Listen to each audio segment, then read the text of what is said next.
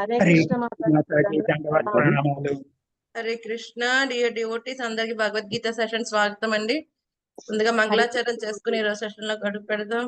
అందరికి దండవత్ ప్రణామాలు. హరే కృష్ణ మాతాజీ హరే కృష్ణ మాతాజీ దండవత్ ప్రణామ్ హరే మాతాజీ. కృష్ణ మాతాజీ హరే కృష్ణ మాతాజీ దండవత్ ప్రణామ్. హరే కృష్ణ మాతాజీ దండవత్ ప్రణామ్. మాతాజీ దండవత్ ధన్వత్ ప్రణామ్ హరే డివోటీస్. కృష్ణ బలదేవ్ మాతాజీ జగన్నాథ్ సుభద్ర मैया की जय, सुदर्शन भगवान की जय, దండవత్ निताय गौर प्रेमानंदे हरि हरि बोल। वामन देव भगवान की जय, परशुराम भगवान की जय, पंचतत्व की जय, गौर प्रेमानंदे हरि हरि बोल। हरि हरि राधा बोल। बेंगलुरेश्वर की जय। హరి హరి బోల్. హరే కృష్ణ. సో ప్రార్థనలో మజ్ఞానతిమిరాంధస్య జ్ఞానాంజనాశలక్కయ చక్షురున్మీలితం ఏన తస్మై శ్రీ గురవే నమః. నమః ఓం విష్ణుపాదాయ కృష్ణ పృష్ఠాయ భూతలే శ్రీమతే భక్తి వేదాంత స్వామిన్ ఇతి నామినే. నమస్తే సరస్వతే దేవే గౌరవాణి ప్రచారిణే నిర్విశేష శూన్యవాది पाश्चात्य देश तारिणे। जय श्री कृष्ण चैतन्य प्रभु नित्यानंद श्री अद्वैता गदाधर श्रीवसादि गौर भक्त वृंद। हरे कृष्णा कृष्ण कृष्ण हरे हरे, हरे राम राम राम हरे हरे। 16వ అధ్యాయం దైవాసుర స్వభావంలో ఈ రోజు మనం 13 నుంచి 16 వరకు తెలుసుకుందాం. ఇద మధ్యమయా లబ్ధం ఇమం ప్రాప్స్యే మనోరథం ఇదమస్తిదమపి మే భవిష్యతి పునర్ధనం అసౌ మయా హతా శత్రుర్హనిష్యే చాపరానపి ఈశ్వరోహమహం భోగి సిద్ధోహం బలవాన్ సుఖీ ఆడ్యోభిజనవానస్మి పుణ్యోస్తి సదృశో మయా యక్షే దాస్యామి మోదిష్య ఇత్యజ్ఞాన విమోహితాః. అసరీ స్వభావుడగు మనుజుడు ఇట్లు తలచును, ఈనాడు నా వద్ద ఇంత ధనమున్నది, నా ప్రణాళికలచే నేను మరింత ధనమును పొందుదను, ఇదంతయు నాది, భవిష్యత్తులో ఇది మరింతగా వృద్ధి నొందగలదు. అతడు నా శత్రువు, అతను నేను వధించితిని, ఇతర శత్రువులు కూడా వధింపబడుదురు. నేనే సర్వమునకు ప్రభు, నేనే భోక్తను, పూర్ణుడను, శక్తిమంతుడను మరియు సుఖిని నేనే. భాగ్యవంతులైన బంధువులతో కూడి ఉండు నేనే అత్యధిక ధనశాలిని. నన్ను మించిన శక్తిమంతుడు గాని సుఖవంతుడు గాని వేరొక్కడు లేడు.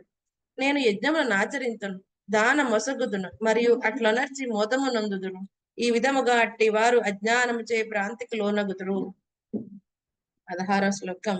అనేక చిత్త విభ్రాంత మోహజాల సమావృతాః ప్రసక్త కామభోగేషు పతంతి నరకేషు చౌ.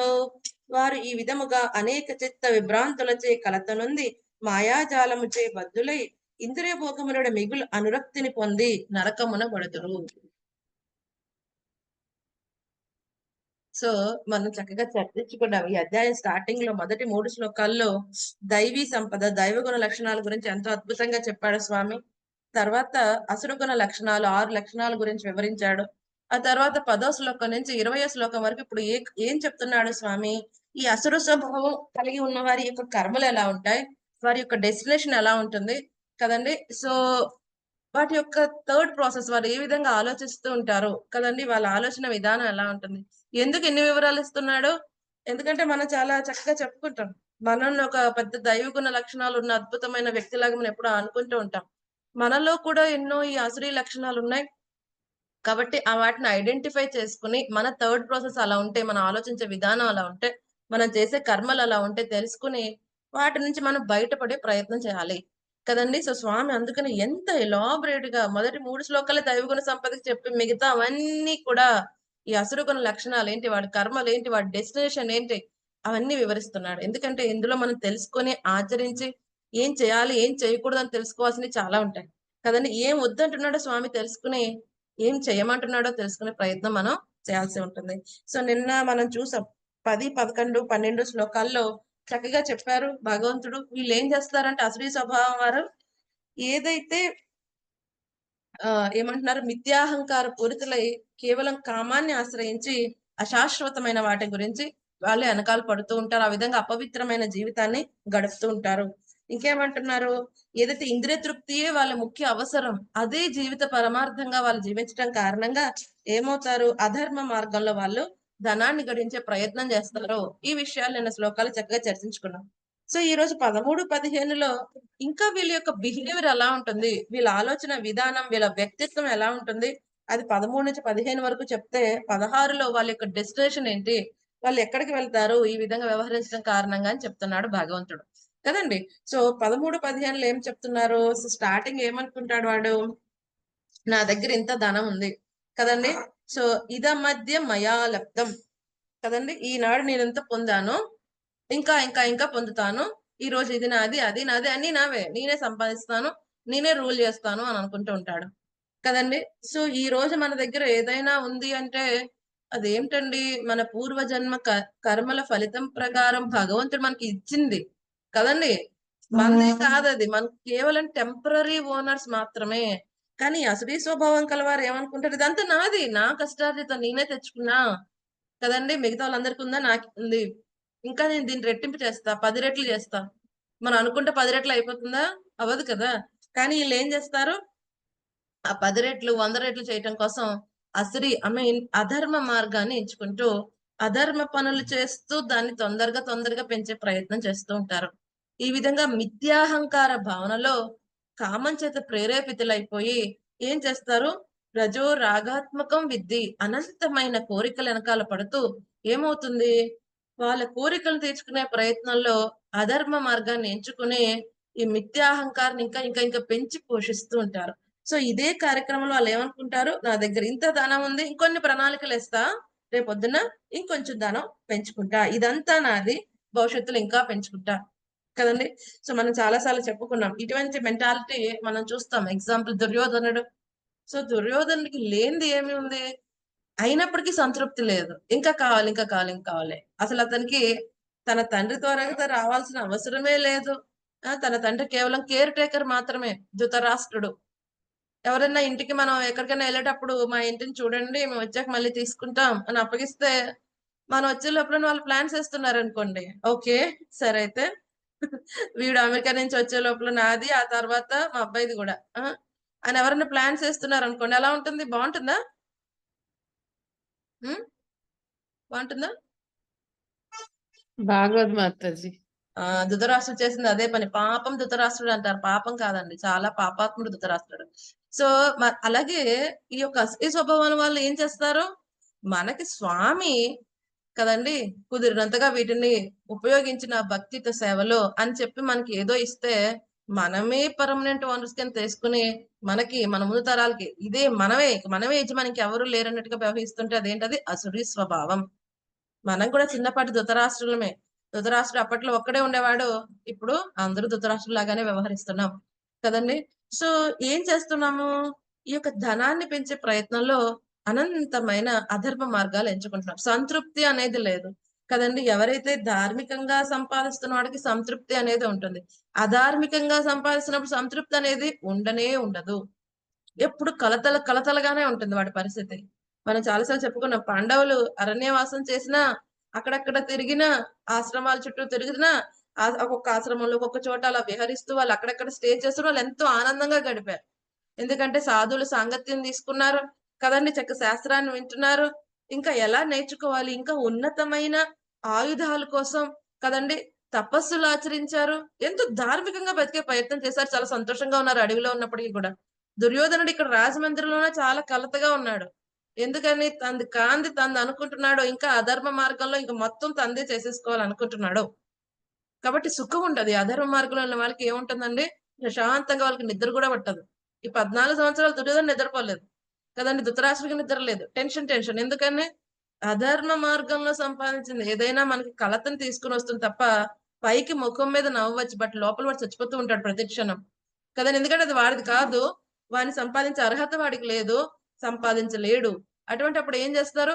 అమ్మ అధర్మంగా అయితే ఇప్పుడు ఒకసారి దొరుకుతుంది, ప్రతిసారి దొరకదు కదా అని చెప్పి వాడు టెన్షన్ తో బతుకుతూ ఉంటాడు. కానీ ఈ విధంగా ప్రణాళికలు వేయటం మాంతాడా? ప్రణాళికలు వేస్తూ ఉంటాడు. ఇదంతా కూడా నాదే అని ప్లాన్స్ వేస్తూ ఉంటాడు. ఈ విధంగా సుఖంగా తను ఉండలేడు, తన చుట్టుపక్కల వాళ్ళని సుఖంగా ఉండనివ్వలేడు. సో ఇంకేమంటున్నారు తర్వాత, ఓకే ఇతను నా శత్రువు. ఆ ఎవరైనా ఒక శత్రువు ఏమనుకుంటాడు, తను ఎవరైనా ఒకరు శత్రువుని ఎందుకు అనుకుంటాడు, ఎవరైతే తన ఇంద్రియ తృప్తికి అడ్డొస్తున్నారో వాళ్ళని శత్రువు కింద పరిగణిస్తాడు. పెద్ద డెఫినేషన్ ఏం లేదండి. శత్రువు మిత్రుడు ఈ రోజుల్లోనే కాదు, మామూలుగా జనరల్ గా ఎవరైనా ఒక శత్రు మిత్రుని ఎందుకు అనుకుంటారు, ఎవరైతే వాళ్ళ ఇంద్రియ తృప్తికి సహకరిస్తున్నారో వాడి మిత్రుడు, ఎవరైతే వాడి ఇంద్రియ తృప్తికి సహకరించట్లేదు వాడు శత్రువు కింద పరిగణిస్తారు. ఈ అసూయ స్వభావం కలవాడి దగ్గరికి వచ్చి ఎవరైనా సరే మంచి మాటలు చెప్పిన ఆయన ధార్మికంగా బతుకు, ఈ విధంగా బతకడం కారణంగా నువ్వే కదా నీ వంశం కూడా నాశనం అయిపోతుందయ్యో, ఈ విధంగా నరకాలు పాలవుతా అని చెప్తుంటే వాడి శత్రువులా కనిపిస్తాడు. వీడికి నేను ఎదుగుతుంటే అస్సలు నచ్చట్లేదండి. వాడికి ఎలాగో తెలియటట్లో నేను ఏదో చేసుకుంటున్నా అనుకుంటాడు. సో ఏమవుతుంది, ఎవరైతే వాడి ఇంద్రియ తృప్తికి అడ్డొస్తున్నాడో వాడే శత్రువులా కనిపిస్తాడు. ఇప్పుడు చూస్తున్నాం కదా మనం, ఈ చిన్నపిల్లల్లో కూడా ఈ అసురీ ప్రవర్తన చాలా ఎక్కువ అయిపోతుంది. సో రీసెంట్ గా మనం కూడా చూసాం, ఎవరైతే వాళ్ళ అమ్మగారు ఫోన్ ఇవ్వట్లేదని చెప్పి వీళ్ళంతా విధ్వంసం చేసేసాడు. ఇంకా వాళ్ళ అమ్మగారిని కూడా అటాక్ చేసే ప్రయత్నం చేశారు చిన్నపిల్లవాడు. సో ఇవన్నీ ఏంటండి, అసురీ లక్షణాలు. సో చిన్నప్పటి నుంచి వాళ్ళకి ట్రైనింగ్ ఇవ్వాలి, దైవ గుణ స్వభావాలు నేర్పించాలి కదండి, శాస్త్రం చదివించాలి కాదండి.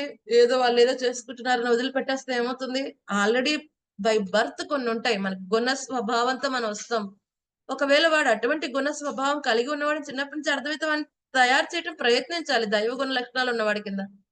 లేకపోతే ఏమవుతుంది, వాడితో పాటు మనం నాశనం అయిపోతాం కదండి. సో ఎవరైతే వాడి ఇంద్రియ తృప్తికి అడ్డొస్తున్నారో వాడు శత్రువు కింద కనిపిస్తూ ఉంటాడు కదండి. ఇప్పుడు ఎన్నెన్ని హత్యలు ఇవన్నీ ఎందుకు జరుగుతున్నాయి భౌతిక ప్రపంచంలో, ఈ యొక్క రజో తమో గుణాలు ఎక్కువైపోతున్నాయి, వాటి ప్రబలం ఎక్కువైపోతుంది.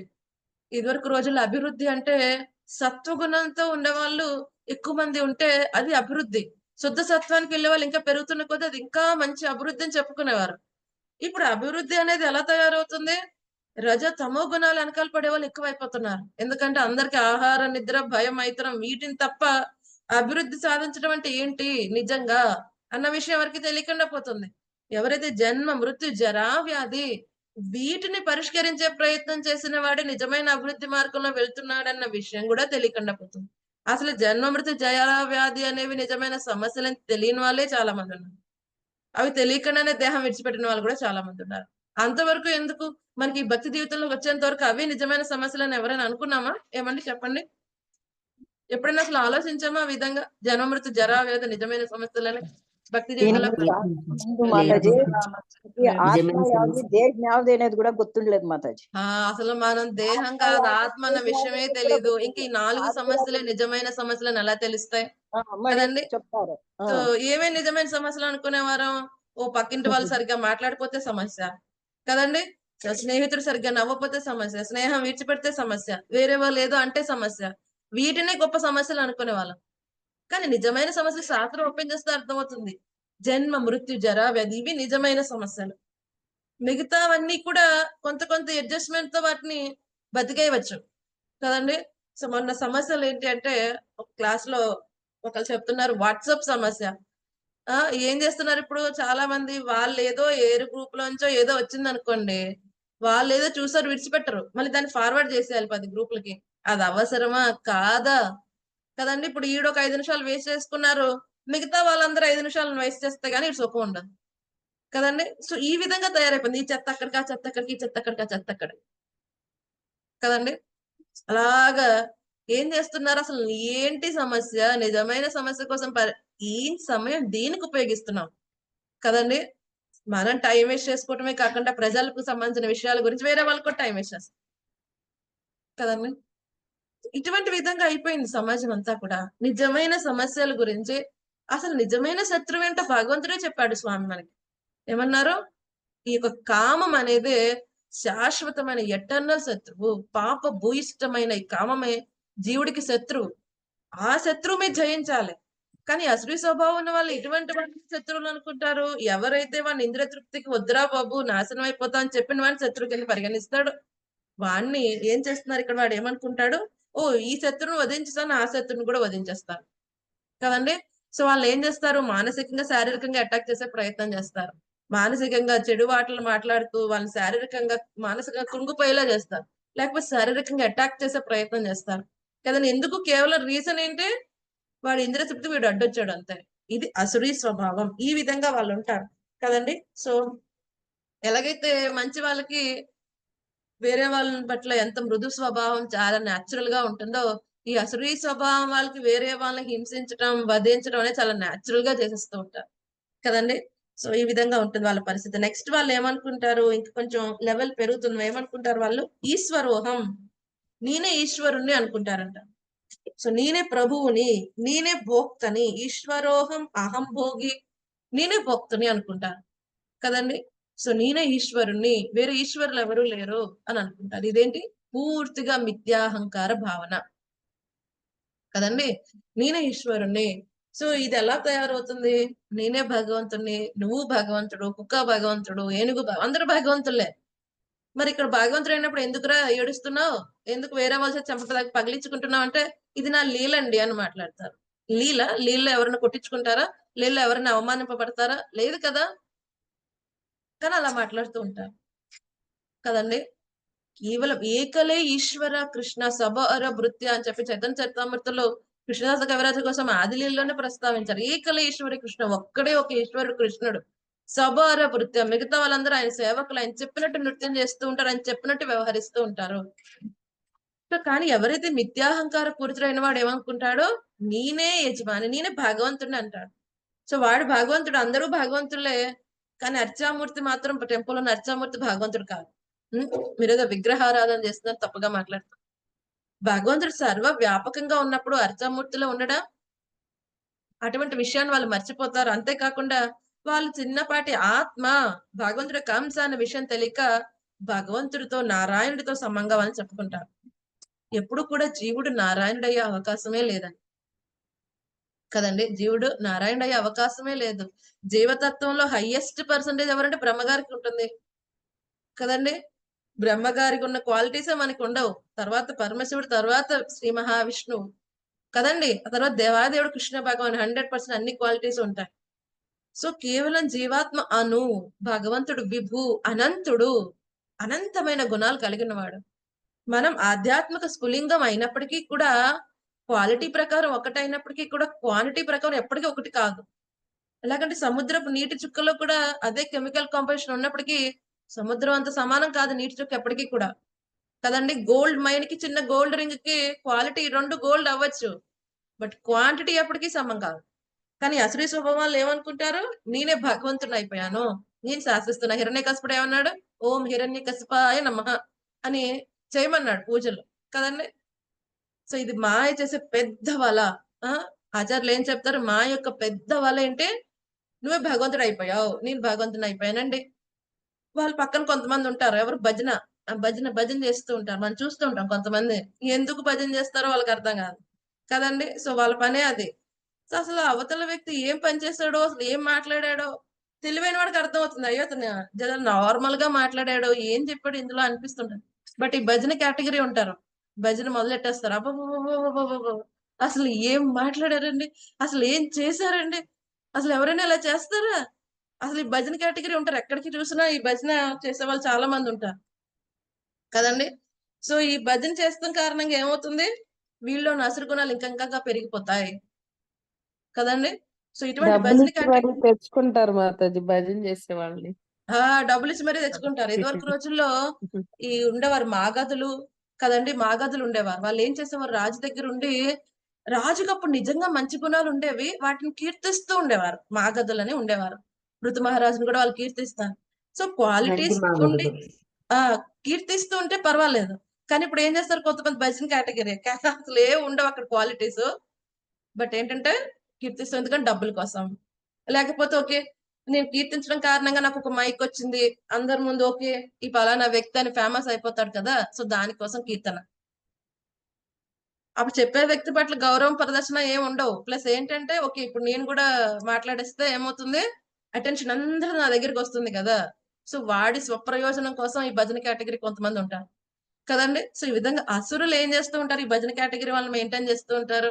ఇప్పుడు ఎవరైనా పొగలేదు అనుకోండి, మీటింగ్ అయిపోయిన తర్వాత ఫోన్ చేస్తాడు, ఏరా కొంచెం ఒక 2 మాటలు పొగడచ్చు కదా. ఆ విధంగా నువ్వు ఫేమస్ అవుతావు, నేను ఫేమస్ అవుతావు. ఈ విధంగా చాలా మంది అయిపోతుంది ఈ రోజుల్లో. ఈ భజన కేటగిరీ ఎక్కువైపోతుంది. భజన కేటగిరీ వాళ్ళు ఏమవుతుందండి, వాళ్ళ అసురులు వాళ్ళ అసురులను కూడా ప్రమోట్ చేస్తూ ఉంటారు. మనం చెప్పుకున్నాం భక్తి వినోద్ ఠాకూర్ టైంలో కూడా ఒక వ్యక్తి ఏమన్నాడు, నేనే విష్ణువు అని చెప్పి తనకు ఇద్దరు ఒక అనుయాయులు పెట్టుకున్నాడు. ఈయన బ్రహ్మ, ఈయన శివుడు అని చెప్పి ఈ బ్రహ్మ శివుడు ఎప్పుడు కూడా ఆయన్ని గ్లోరిఫై చేసినట్టుగా పెట్టుకుని, సో నేనే దేవుడిని అని చెప్పి కొన్ని కొన్ని సిద్ధులతో గాల్లో తేలియాడుతూ నేనే భగవంతుడిని, సో కొంతమందిని పెట్టుకున్నాడు. ఈ భజన కేటగిరీ పొగుడుతూ ఉంటారు అనమాట వాళ్ళని.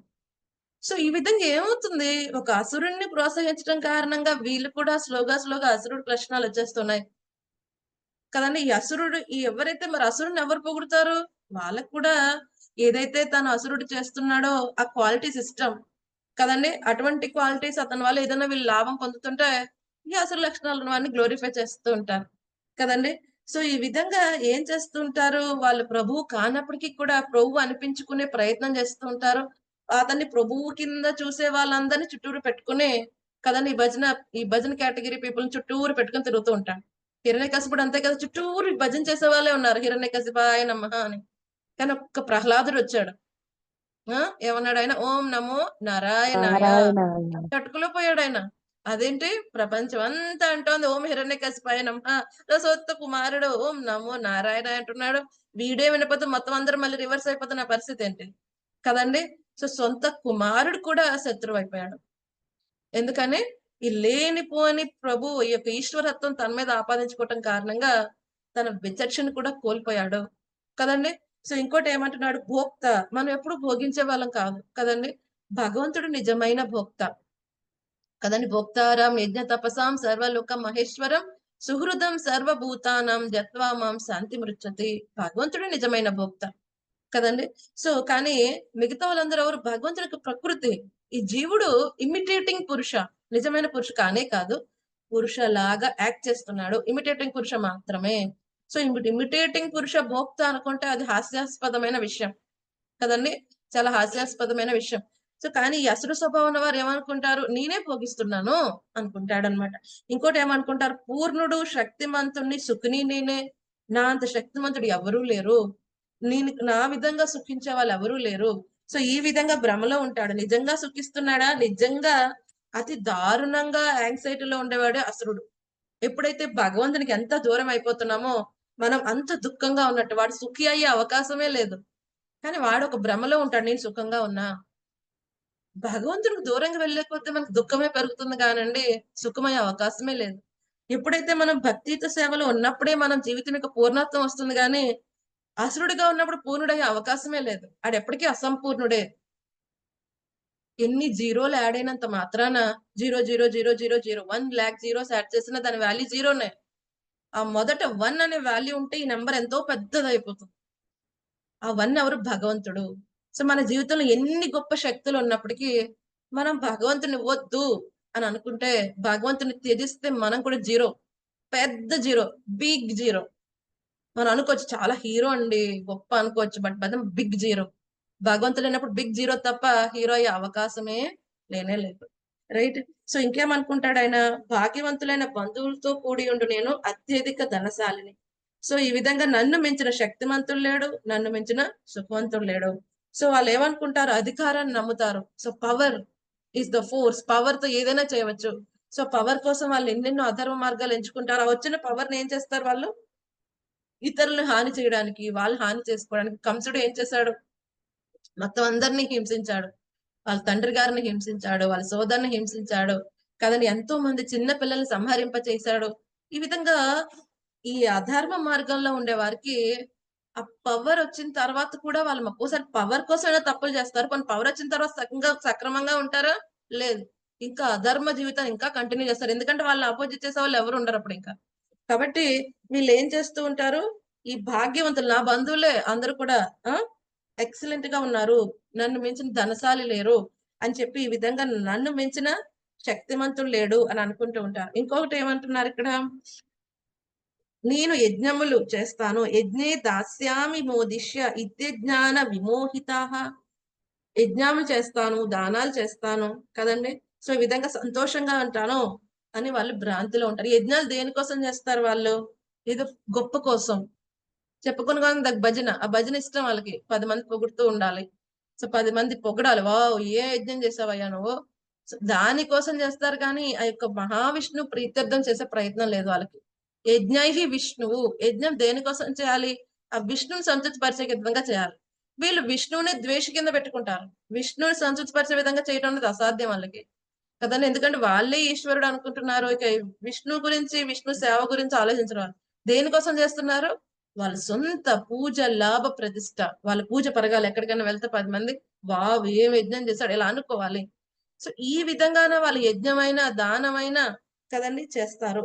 సో ఆ విధంగా ఏమంటాడు మోదిషి, ఈ విధంగా చేసి మేము సంతోషంగా ఉంటాను అని చెప్పి వాడు ఏమంటాడు అజ్ఞాన విమోహిత. ఈ విధంగా అజ్ఞానం నుంచి భ్రాంతి పొంది ఉంటాడు వాడు కదండి.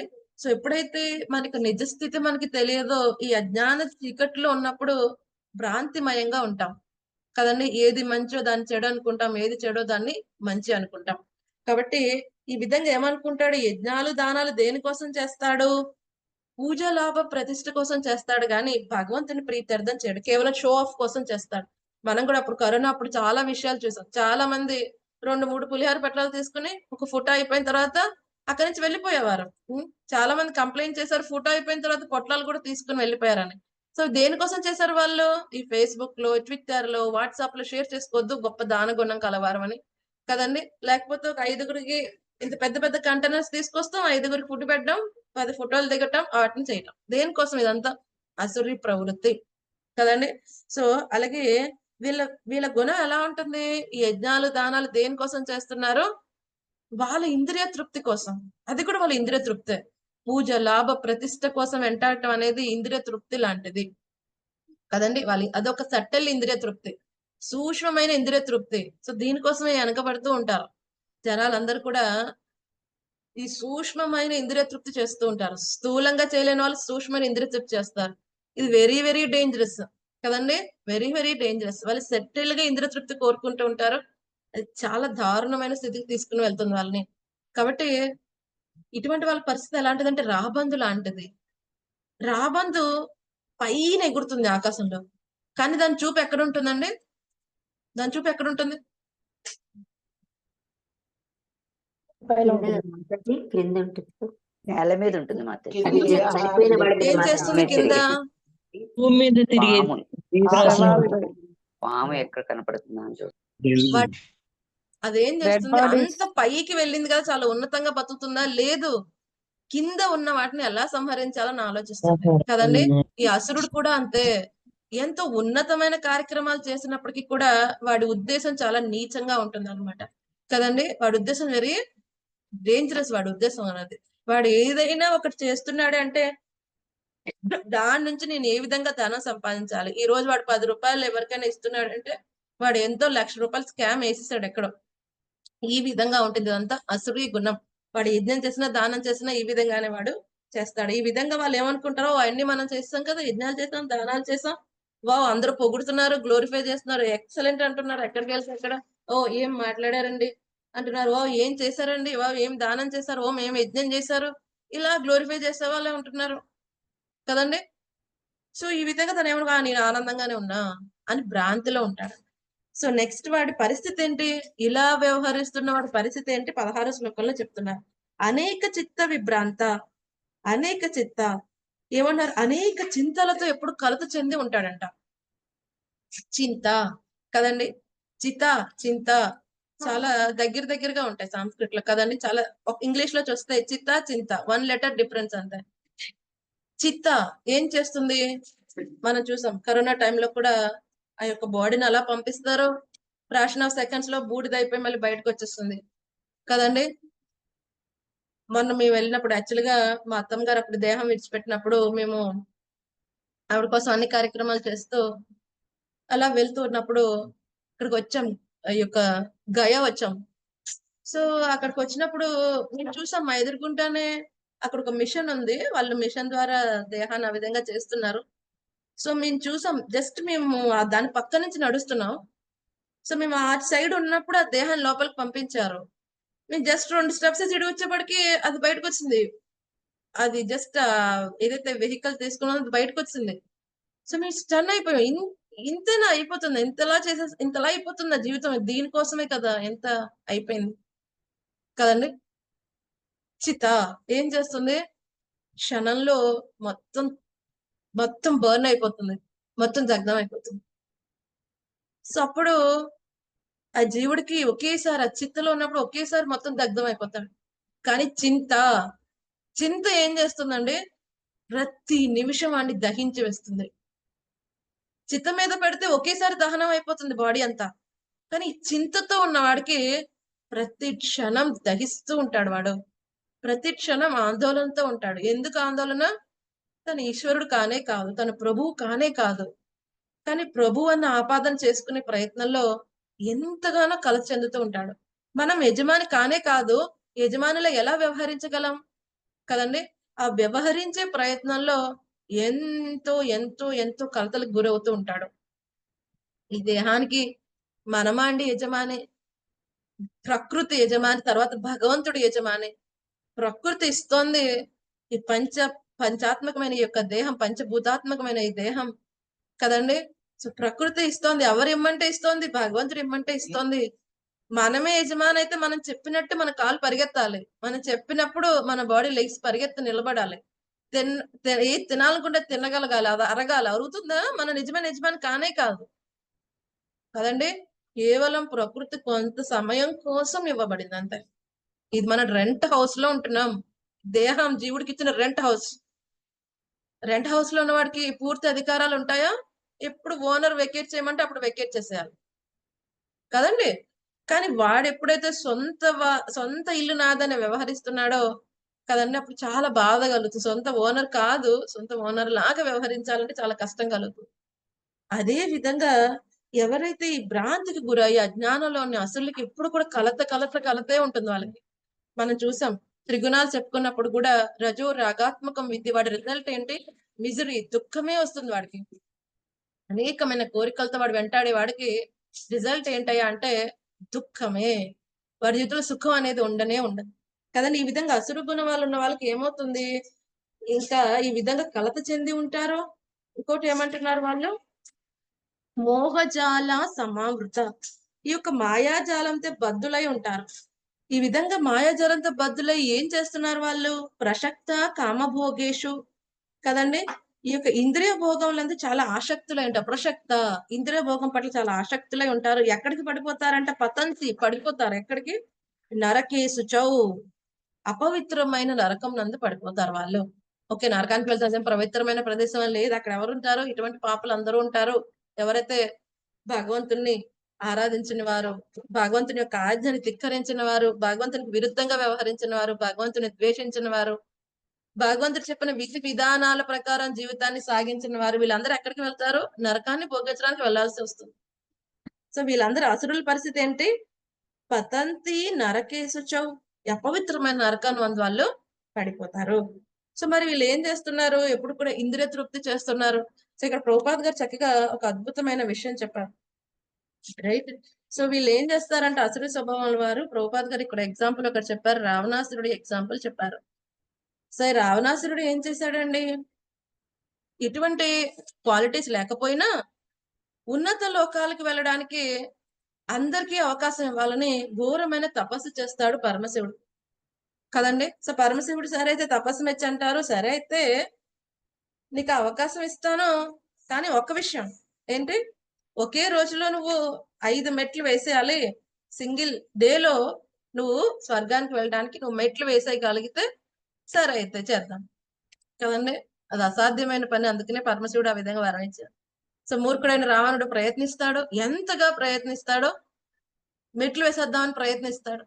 సో మనం చూసి మనకు తెలిసి ఇక్కడ శ్రీలంకలో యొక్క శివలింగం అనేది ఏర్పడింది. 5 కిలోమీటర్ల దగ్గర నుంచి ఉంటుంది. 5 కిలోమీటర్ల దూరంలో శ్రీలంకలో ఒకటి శివలింగం అనేది ఉంటుంది. రావణాసురుడు ఆరాధించింది. ఆ తర్వాత ఈ 5 స్టెప్స్ వేసే ప్రయత్నం చేస్తాడు. ఈ 5 స్టెప్స్ ఏంటి? ఫస్ట్ ఎక్కడ వేస్తాడు? హరిద్వార్, హర్కి పౌరి అంటాం కదా, ఫస్ట్ దన్నమాట. ఈ పౌరి వాళ్ళ హర్కి పౌరి, అక్కడే గంగ చాలా పవిత్రంగా ప్రవహిస్తూ ఉంటుంది. అది మొదటి స్టెప్ యాక్చువల్ గా. అక్కడ మొదటి స్టెప్ వేస్తాడు. రెండో స్టెప్ ఎక్కడ వేస్తాడు? ఈ యొక్క పౌరి వాళ్ళ రెండో స్టెప్ అక్కడ వేస్తాడు. పౌరి వాళ్ళ ఎక్కడుంది మనకి? హిమాచల్ ప్రదేశ్ లో సెకండ్ స్టెప్ వేస్తాడు. అక్కడే మనకి స్టెప్ వెల్ అనేది ఉంటుంది అనమాట. రావణాసురుడు ఎక్కడైతే అక్కడ నుంచి నీళ్లు తీసుకుని వెళ్ళి శివలింగానికి ఆరాధన చేసిన స్టెప్ వెల్ అంతా ఉంటుంది. అక్కడ ఉన్న శివలింగం ప్రతి సంవత్సరం కూడా ఒక చిన్న గ్రైన్ సైజ్ పెరుగుతూ ఉంటుంది అనమాట. అది ప్రత్యేకత. అందరూ వెళ్తారు. ఈ పౌరివాలా హిమాచల్ ప్రదేశ్ లో ఆ శివలింగానికి దగ్గర. రైట్. 3వ స్టెప్ ఎక్కడ వేస్తాడు? చండేశ్వర మహాదేవ్ హిమాచల్ ప్రదేశ్ లో అక్కడ ఆ ప్లేస్ లో 3వ స్టెప్ వేస్తాడు కదండి. చౌరీ చడ్డీ అని అంటారు. అది 3వ ప్లేస్ అన్నమాట. 4వది ఎక్కడ వేస్తాడు? కిన్నర్ కైలాష్ వేస్తాడు హిమాచల్ ప్రదేశ్ లో కదండి. అక్కడ పార్వతీ కుండ్ కూడా ఉంటుంది. ఎక్కడైతే పార్వతీ పరమేశ్వరులు మీట్ అయిన ప్రదేశం అని కూడా అంటారు. సో అక్కడ ఈ యొక్క కిన్నర్ కైలాష్ లో 4వ స్టెప్ వేస్తాడు. బాగా అలిసిపోతాడు. ఇంకొక స్టెప్ వేస్తే స్వర్గానికి అయిపోతుంది. బాగా అలిసిపోతాడు, చాలా టైర్డ్ అయిపోతాడు. చాలా తక్కువ సమయంలో 4 స్టెప్స్ వేశాను కదా, కొంచెం విశ్రాంతి తీసుకుని 5వ స్టెప్ వేద్దాం అనుకుంటాడు. ఏమవుతుంది? మరి తెల్లారా లెగుస్తాడు. సో అయిపోతుంది. అప్పుడు అనుకుంటాడు ఇది అసాధ్యమైన కార్యక్రమం. కానీ ఈ రావణాసురుడు లాంటి వాళ్ళు ఏం చేస్తారు? ఈ విధంగా క్వాలిఫైడ్ లేకపోయినా ఉన్నత లోకాలకు వెళ్ళే ప్రయత్నం చేస్తారు. ప్రభుపాద్ గారు అదే చెప్తున్నారు. సో ఇప్పుడు కూడా ఈ యొక్క అసుర ప్రవృత్తి గల వాళ్ళు ఏం చేస్తున్నారు? వేరే వేరే లోకాలకి అక్కడ క్వాలిఫికేషన్ లేకుండానే చంద్రమండలంలో అడుగు పెట్టాలి, వేరే లోకాలు అడుగు పెట్టాలి. ఇప్పుడు మనకి ఈ లోకంలో ఎందుకు ఉంచారు? మనం ఇక్కడ క్వాలిఫైడ్ కాబట్టి ఇక్కడ ఉండగలుగుతున్నాం కదండి. సో అటువంటి క్వాలిఫికేషన్ లేకుండా వేరే ఉన్నత లోకాలకు వెళ్ళాలంటే అది హాస్యాస్పదమైన విషయం. మనం వెళ్తాం అనుకుంటాం కానీ నిజంగా ఆ ప్లానెట్ లో అడుగు పెట్టడం అనేది అసాధ్యం క్వాలిఫికేషన్ లేకుండా. సో ఎలాగైతే రావణాసురుడు ఆ విధంగా విఫలమయ్యాడు, ఇప్పుడు పరిస్థితులు కూడా అంతే కదండి. మనం కూడా ఇక్కడ ప్రభుపాద్ గారు అదే చెప్తున్నారు. నేటి యుగము నట్టి అసుర ప్రవృత్తి గలవారు యాంత్రికమైన ఏర్పాట్ల ద్వారా ఉన్నత లోకములకు చేర తీవ్ర యత్నములు సలుపుతున్నారు కదండి. ప్రభుపాద్ గారు పుస్తకం రాస్తారు, easy journey to other planets. ఏ విధంగా సునాయాసంగా ఉన్నత లోకాలకు వెళ్ళాలంటే ఏం చేయాలి? కేవలం భక్తితో సేవ మాత్రమే. 14 లోకాలు కూడా దాటి వెళ్ళగలం ఈ కేవలం భక్తితో సేవ చేయటం కారణంగా. కానీ అసురులు ఏం చేస్తారు? లేదు మేము సృష్టిస్తాము అనుకుంటారు. బట్ వాళ్ళు ఏమవుతుంది? వాళ్ళ ప్రయత్నాలన్నీ కూడా విఫలం అవుతాయి. సో ఈ విధంగా జాల అంటే వల కదండి. ఈ విధంగా అతి పెద్ద మోహంలో పడిపోతారు. దేని వల్ల? ఇంద్రియ తృప్తి వల్ల. అతి పెద్ద వల మాయ దగ్గర ఉన్నది ఏంటి? నువ్వే భగవంతుడు అనేస్తుంది. దాన్ని యాక్సెప్ట్ చేసేస్తాడు. ఎప్పుడైతే కొన్నిపాటి శక్తులు వచ్చినప్పుడు నేనే భగవంతుడు, లేకపోతే 10 మంది పొగుడుతున్నారు, అబ్బా నాకంటే మించిన వాళ్ళు లేరు కదండి. ఎప్పుడైతే మనం యాక్సెప్ట్ చేస్తున్నాం, అది అసురీ ప్రవృత్తి. ఆచార్యులు ఏం చెప్తారు?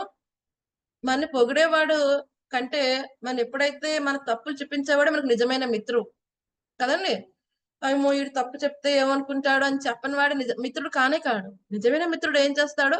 మనలో నిజంగా తప్పు ఉంటే, అపరాధం ఉంటే దాన్ని ఎత్తి చూపించి మనకు చక్కగా క్లారిటీ ఇస్తారు కదండి. అలా కాకుండా ఒక ఎంజాయ్ చేసి ఎప్పుడో ఒక రోజు ఓకే సరేలే నువ్వు అలాంటి వాడు నాకు ఎప్పుడో తెలుసు, ఇటువంటివన్నీ ఏంటి?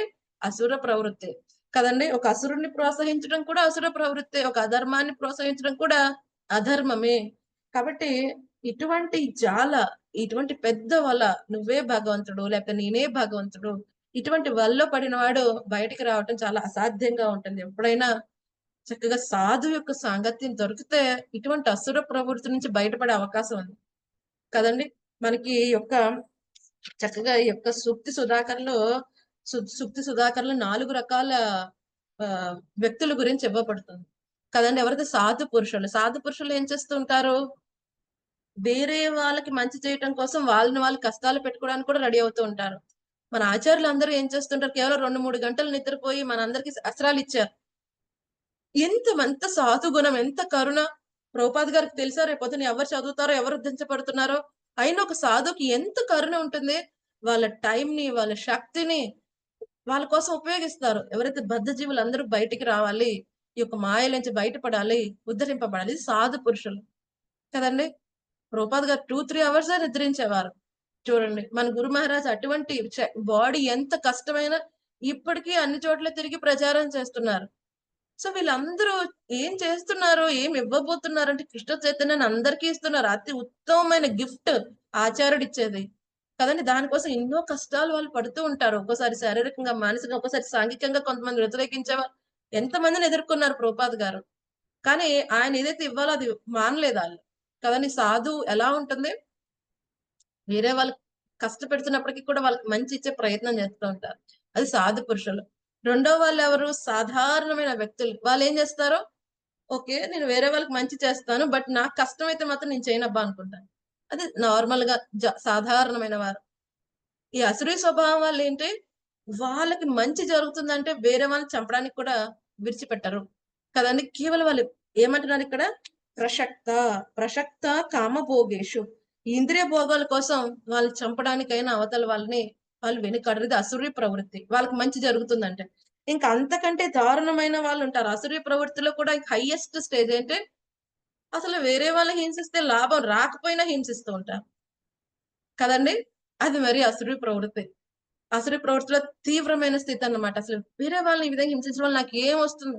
అనే ఆలోచన కూడా చేయరు. జస్ట్ అలాగే ఎలాగైతే సాధు పురుషుడు ఏ విధంగా అయితే తన కృష్ణ చైతన్యాన్ని అందరికి ఇస్తారో ఏమీ ఆశించకుండా, ఈ అసురు స్వభావంలో తీవ్ర స్థితికి వెళ్ళిన వారు, ఈ అవతల వాడిని హింసిస్తే ఏమొస్తుందన్న ఆలోచన కూడా లేకుండా అతి తీవ్రమైన ఈ అసుర ప్రభావం అంటే అధర్మ మార్గంలో ఎంచుకొని పాపపు కార్యాలు చేస్తూ హింసిస్తూ ఉంటారు. కదండీ! సో, ఈ విధంగా వాళ్ళెక్కడికి వెళ్తూ ఉన్నారు? నరకౌసచో ఏమంటున్నారాయన? నరకేసుచౌ నరకానికి వాళ్ళు పతంతి పడిపోతూ ఉంటారు. సో, ఈ విధంగా అనేకమైన విభ్రాంతులతో ఈ యొక్క మాయ అనే పెద్ద వలలో వాళ్ళు ఇరుక్కుని ఏం చేస్తూ ఉంటారు? ఆ విధంగా దిగజారిపోతూ ఉంటారు. మనకి శ్రీమద్ భాగవతంలో కుంతి మహారాణి చక్కగా ప్రార్థిస్తారు. మొదటి స్కందం 8వ అధ్యాయం 26వ శ్లోకంలో జన్మైశ్వర్య శృతశ్రీ విరేద మాన మద పుమాన్ నైర్వాహత్య విధాతుం వై త్వామి కించన గోచరం. ఏమంటుంది ఆవిడ? జన్మైశ్వర్య శృతశ్రీ, ఉన్నత జన్మం, ఐశ్వర్యం, విద్య, దేహ సౌందర్యం అనే వాటిని వృద్ధి కావించుకుని యత్నించుచు భౌతిక పురోగతి మార్గమున చనివాడు మనఃపూర్వకంగా నీ దరి చేరలేడు.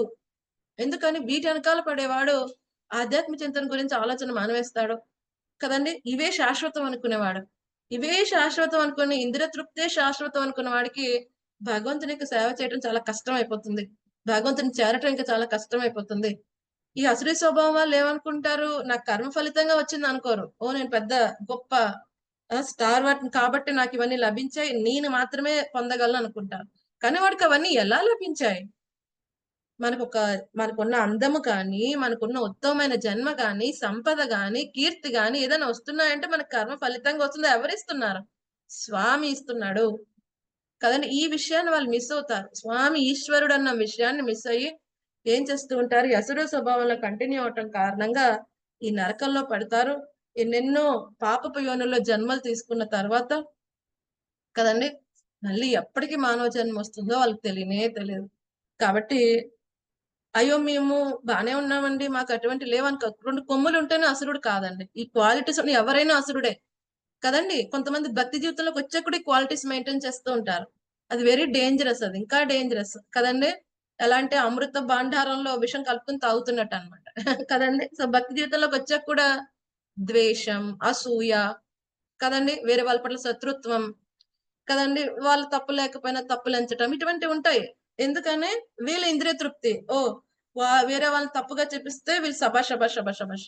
మేము మంచోళ్ళం అండి. మిగతా వాళ్ళందరూ శత్రువులు. కదండీ! ఇదేంటి అసుర స్వభావం. మేము కాబట్టి బాగా చేస్తాం. మిగతా వాళ్ళందరూ తప్పుగా చేస్తారు. ఇదంతా ఏంటండి? అసుర ప్రవృత్తి. కపిల భగవాన్ చెప్పాడు కదా! తమోపూరితమైన భక్తి చేసేవాడు కూడా ఏమనుకుంటాడు? నేనే భక్తి చేస్తున్నా, మిగతా వాళ్ళందరూ వేస్ట్ ఫెలోస్ అని వాళ్ళందరి పట్ల ద్వేషం, అసూయ కదండీ! వాళ్ళ తప్పులెంచడం, వాళ్ళని ద్వేషించడం, వాళ్ళని హింసించడం చేస్తూ ఉంటాం. అలాగే రజోగుణంలో ఏం చేస్తాం మనం? పూజ, లాభ, ప్రతిష్ఠ కోసం చేస్తూ ఉంటాం. సత్వగుణంలో పోన్లే బాబు నాకు ఇటువంటి నరకం వద్దు, ఆ విధంగా చేస్తాం. శుద్ధ సత్వగుణంలో చేస్తాం. స్వామి నీ యొక్క సంతృప్తి కోసం భక్తి చేస్తున్నాం. అటువంటి స్థితికి మనం వెళ్ళాలి. కదండీ! సో, స్లోగా మనకి ప్రభుపాద యొక్క సాంగత్యం ఉంది. ప్రతిరోజు మన ప్రభుపాద యొక్క భాష్యాలు చదువుతున్నాం. కదండీ! ప్రభుపాద గారు ఏం చేశారు? అన్ని ఉన్నతమైన ఆచారాల యొక్క భాష్యాలన్నీ కూడా చదివి మనకి అన్ని ఉత్తమమైనవి, మనకి అర్థమయ్యేవి కదండీ! మనం ఇప్పుడు ఆచరించదగినవన్నీ మనకిచ్చారు. కాబట్టి ప్రభుపాద గారి భాష్యాలు క్షుణ్ణంగా 1కి 10 సార్లు చదవటం కారణంగా మనం ఏం చేయాలి? ఏం చేయకూడదు? ఏం చేస్తే అసురుడవుతాం? ఏం చేస్తే దైవగుణ లక్షణాలు మనలో పెంపొందుతాయి? ఇవన్నీ క్లియర్‌గా ఇవ్వబడ్డాయి. కాబట్టి ప్రభుపాద గారు చెప్పారు. కనీసం కేవలం ఆ పుస్తకాలతో ఒక half an hour to 1 hour ఎవరైతే చక్కగా సాధన అధ్యయనం చేస్తారో కదండీ! వాళ్ళు చక్కగా భక్తి జీవితంలో ముందుకెళ్ళే అవకాశం ఉన్నది. సో, ఇంతటితో మనం కంప్లీట్ చేద్దాం. ఇంకా వచ్చే శ్లోకాల్లో చెప్తారు. వాళ్ళు ఏ విధంగా ఈ యొక్క అసురీ స్వభావం కల యజ్ఞాలు ఏ విధంగా చేస్తారో, వాళ్ళు ఏ విధంగా నిజమైన ధర్మాన్ని పాటించకుండా ఉంటారో, అవన్నీ కూడా మనం వచ్చే శ్లోకాల్లో తెలుసుకుందాం. ఒక్క నిమిషం డివోటీస్.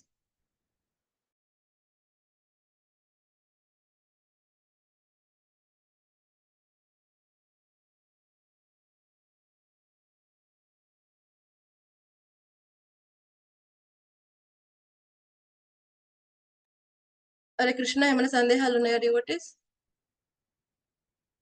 ఇంకా అసుర స్వభావాల గురించి భగవంతుడు చెప్తారు. సో వాటిని మనం తెలుసుకుంటూ వాటిని ఎలా విడిచిపెట్టాలో తెలుసుకుందాం. ఏమైనా సందేహాలు ఉన్నాయా డివోటీస్? హరే కృష్ణ మాతాజీ దండవత్ ప్రణామాలు. ధన్వత్ ప్రణామం. హరే కృష్ణ మాతాజీ దండవత్ ప్రణామం. ధన్వత్ ప్రణామం. హరే కృష్ణ మాతాజీ దండవత్ హరే ప్రణామాలు. కృష్ణ మాతాజీ దండవత్ ప్రణామం. హరే కృష్ణ మాతాజీ. ధన్వత్ హరే కృష్ణ మాతాజీ. హరే కృష్ణ మాతాజీ హరే కృష్ణ. హరే కృష్ణ ప్రభు. మాతాజీ ఇవన్నీ చేసిన వాడు ఇవన్నీ వదిలేయాలంటే ఎలా మాతాజీ? ఇవన్నీ ఇవన్నీ- హరే కృష్ణ ఇవన్నీ ప్రభు. ఇవన్నీ ఆలోచనలు రావద్దు, ఇలా చేయొద్దు అంటే ఎలా మరి భక్తుడు ఏం చేయాలి? ఏం చేయాలి? గురువు యొక్క పాదాలు గట్టిగా పట్టుకోవాలి. గురువు ఏం చేయమన్నారో అవి మాత్రం చేస్తే ఇవన్నీ స్లోగా పోతాయి ప్రభు. మాతాజీ మన డాక్టర్ గారు చెప్తారు ఈ ఆహారం తీసుకోండి, ఈ ఆహారం వద్దు. సో తీసుకోమన్న ఆహారం తీసుకుంటే రోగం ఆటోమేటిక్ గా నయమైపోతుంది కదండి. అలాగే ఈ అసుర స్వభావం నుండి పోవాలి అంటే ఏంటి? నామ సంకీర్తన, హరే కృష్ణ కృష్ణ కృష్ణ హరే హరే, హరే రామ రామ రామ హరే హరే. అలాగే భగవంతుని యొక్క కథా శ్రవణం కీర్తనం చేయాలి. ఎక్కువ శ్రవణం చేస్తే, ఎంత ఎక్కువ శ్రవణం చేస్తే అంత తొందరగా ఈ అసుర గుణాలన్నీ పోతాయి ప్రభు. ఎంత ఎక్కువ శ్రవణం చేస్తే భగవంతుడు ఎంత ఈశ్వరుడు, మనం ఎంత అత్యల్పం తెలుస్తుంది. అప్పుడు అసలు మనం భోక్త, నేనే యజమాని కదండి. ఇప్పుడు మనకి భజన చేయాలని కూడా మనం ఆశించాం. ఎప్పుడైతే మనమే ఈశ్వరుడు అనుకుంటున్నాం, ఏం చేస్తాం? అందరూ మనల్ని భజించాలి, వావో అనాలి. సో ఇటువంటి ప్రవృత్తి ఉంటుంది. సో ఎప్పుడైతే భగవంతుడు ఈశ్వరుడు అన్నప్పుడు ఏం చేస్తాం? మన ఆచార్యులందరూ ఏం చేస్తున్నారు? ప్రభుపాద్ గారిని ఎప్పుడు ఎయిర్పోర్ట్ లో పికప్ చేసుకోవడానికి వచ్చినప్పుడు అందరూ జై ప్రభుపాద్ జై ప్రభుపాద్ జై ప్రభుపాద్ అనుసరి ప్రభుపాద్ ఏం చేసేవారు? ఒకసారి అందరిని ఆపమని స్టార్ట్ హరే కృష్ణ స్టార్ట్ చేయండి అనేవారు. ఈవెన్ రీసెంట్ గా చూసాం, మన గురు మహారాజ్ ని మేము ఎయిర్పోర్ట్ లో, ఢిల్లీ ఎయిర్పోర్ట్ లో వెల్కమ్ చేసినప్పుడు అందరూ జై గురు మహారాజ్ జై గురు మహారాజ్ గురు మహారాజ్ అంటే గురు మహారాజ్ దగ్గరికి వెళ్ళిన తర్వాత గురు మహారాజ్ ఏమన్నారు? చాంట్ శ్రీల ప్రభుపాద్, జై శ్రీల ప్రభుపాద్, చాంట్ హరే కృష్ణ, చాంట్ పంచతత్వ మంత్ర కదండి. సో కరెక్ట్ గా గురువుని పట్టుకుంటే మనం ఏం చేయాలో వాళ్ళు చెప్పేస్తారు కదండి. సో గురువుని చూసి మనం నేర్చుకోవచ్చు ఏం చేయాలి, ఏం చేయకూడదు కదండి. సో ఈశ్వర మనమే భోక్త అనే విషయం తగ్గించుకోవాలంటే కృష్ణుడి గురించి ఎక్కువ శ్రవణం చేయాలి. కృష్ణుడు ఎంత ఈశ్వరుడు తెలిసిన కొద్దీ మనం ఎంత అత్యల్పమో తెలిసిపోతుంది.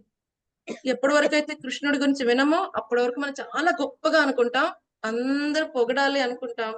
ఇదంతా అసుర ప్రవృత్తి అనమాట. హిరణ్యకశిపులాగా, హిరణ్యకశిపుడు అంతా హిరణ్యకశిపాయ నమః అనిపించకపోయినా, అనాలి అని చెప్పకపోయినా ఎంతో కొంత అందరిని నేను రాగానే జై జై చేయనండి, నేను రాగానే అది చేయండి ఇది చేయండి, అయ్యో అదేంటి ఆ విధంగా నన్ను రిసీవ్ చేయలేదండి, ఆ టెంపుల్ కి వెళ్ళాను, ఎంత గొప్ప భక్తున్నో తెలియకుండా పోయింది వాళ్ళకి. ఇటువంటి మాట్లాడుతూ ఉంటారు భక్తులైన వాళ్ళు కూడా. ఇది ఎందుకు జరుగుతుంది? ఇంకా మనలో ఎక్కడో భోక్త అన్న భావన ఇంకా మిగిలిపోయింది, ఇంకా భోగించాలని కోరుకుంటున్నాం. సో అవన్నీ కూడా స్లోగా ఏమవుతాయి ప్రభు? శ్రవణం చేస్తున్న కొద్దీ పోతాయి. శ్రవణం ఎలా చేయాలి? శ్రద్ధగా. ఇవాళ చూసాను స్వప్న మాతాజీ మీరు వీడియో ఆన్ చేసుకున్నారు, మీరైతే చక్కగా శ్రద్ధగా శ్రవణం చేస్తున్నారు నాకు తెలుసు. మిగతా వాళ్ళు ఎలా శ్రవణం చేస్తున్నారో కూడా నాకు తెలియదు కదండి. శ్రవణం చేస్తున్నప్పుడు మనం చక్కగా పనిచేయాలంటే ఏంటి? శ్రవణమే చేయాలి. శ్రవణం చేసినప్పుడు కేవలం శ్రవణం చేస్తే చక్కగా పనిచేస్తుంది ఆ మెడిసిన్. అప్పుడు ఈ అసురీ గుణాలు దానంతట అవే పోతాయి. థ్యాంక్ యూ ప్రభు. హరే కృష్ణ. ఇంకేం సందేహాలు ఉన్నాయా డివోటీస్? హరే కృష్ణ మాతాజీ. హరే కృష్ణ. జై. Thank you so much dear devotees. ఇంకా మనం చూద్దాం. Thank you. చాలా బాగుండే క్లాసు. దండవత్ ప్రణామం మాతాజీ. ధన్యవాద్ ప్రణాం డివోటీస్. మళ్ళీ రేపు ఇంకా కంటిన్యూ చేస్తారు. భగవంతుడి అసురు లక్షణాలు ఏంటో తెలుసుకుందాం. మనలో ఉన్నవన్నీ అవి తీసేసే ప్రయత్నం చేద్దాం. హరే కృష్ణ కృష్ణ కృష్ణ హరే హరే, హరే రామ రామ రామ హరే హరే. నంద్రా శ్రీమద్ భగవద్ గీత की जय, श्रील प्रभुपाद की जय, गुरु महाराज जयपताका स्वामी महाराज की जय, निताय गौर प्रेमानंदे हरि हरि जय. Thank you devotees. Hare Krishna. Hare Krishna మాతాజీ దండవత్ ప్రణామం. ధన్యవాద్ ప్రణాం డివోటీస్. ధన్యవాద్ ప్రణాం.